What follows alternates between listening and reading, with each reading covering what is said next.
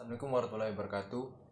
Selamat pagi, siang, sore, dan malam teruntuk Bapak dosen yang kami hormati, yaitu Bapak Rega dan Bapak Zawawi selaku dosen pengajar mata kuliah kewarganegaraan, serta teman-teman sekalian yang melihat video ini.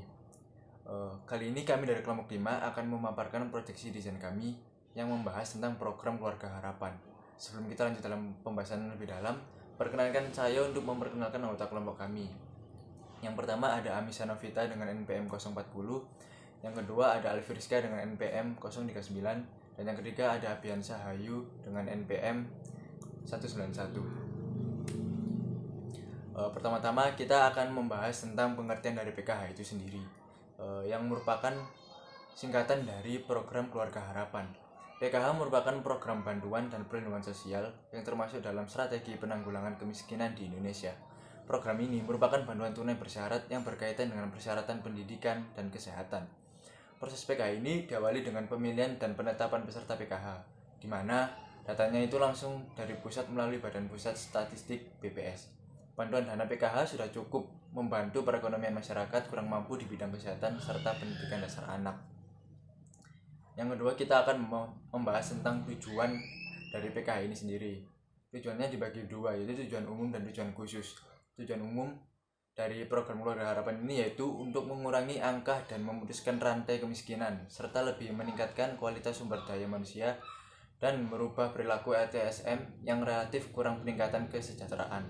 Dan yang kedua ada tujuan khusus.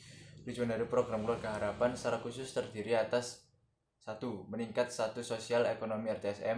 Yang kedua, meningkatkan status kesehatan dan gizi ibu hamil, ibu nifas, anak balita usia 2-7 tahun yang masuk sekolah dasar dan RTSM. Yang ketiga, meningkatkan kualitas akses pelayanan pendidikan dan kesehatan khususnya anak RTSM. Dan yang keempat, meningkatkan taraf pendidikan anak-anak RTSM. Komponen penerima PKH dalam bidang kesejahteraan sosial terdiri atas 1. Orang tua atau lansia berusia 70 tahun ke atas yang tercatat dalam sebuah keluarga. 2. Penyandang disabilitas berat yang tidak dapat melakukan kegiatan sehari-hari dan atau sepanjang hidupnya tergantung pada orang lain sehingga tidak mampu menghidupi diri sendiri.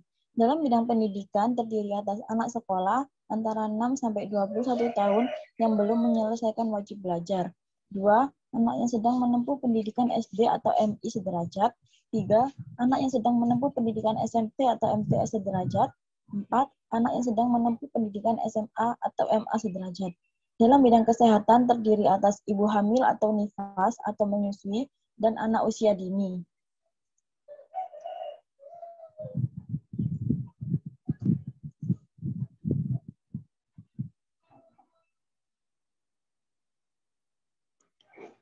Selanjutnya, prosedur pendaftaran PKH. Bila memenuhi syarat dan kriteria penerima BLT PKH, dapat mendaftar dengan mengikuti tahapan pendaftaran seperti berikut. 1. Warga fakir miskin mendaftarkan diri ke desa atau kelurahan setempat dengan membawa KTP dan KK.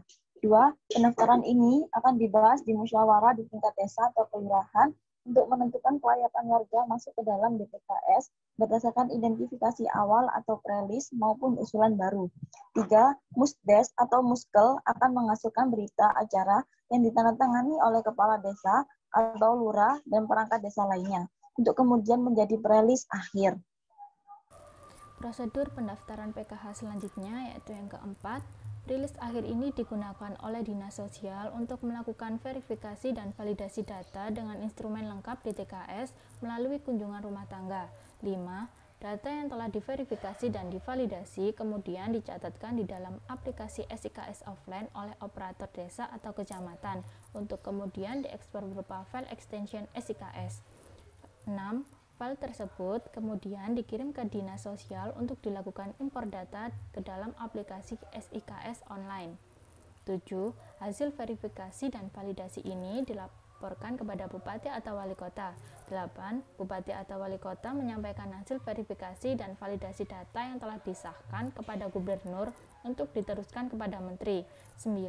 Penyampaian dilakukan dengan cara mengimpor data hasil verifikasi validasi tadi ke SIKS NG dan mengunggah surat pengesahan Bupati atau Wali Kota serta berita acara musyawarah desa atau musyawarah kelurahan. Dan yang terakhir 10. Data penerima PKH dapat dilihat di website berikut dengan cara memasukkan NIK penerima manfaat. Selanjutnya adalah apa yang dapat kita berikan sebagai mahasiswa terhadap negara. Sebagai mahasiswa, kita bisa melakukan kegiatan rutin pertemuan peningkatan kemampuan keluarga atau yang biasa disebut P2K2. Tujuannya yaitu mengubah pola pikir yang salah dan perilaku yang kurang tepat oleh peserta komponen penerima manfaat untuk bersama-sama melakukan perubahan dalam membentuk masyarakat yang sejahtera. Upaya yang dilakukannya adalah melakukan kegiatan rutin P2K2 dengan cara menjalin kedekatan, mempererat silaturahim, dan membentuk keakraban sehingga pelaksanaan berjalan dengan baik dan dapat berbentuk kerjasama.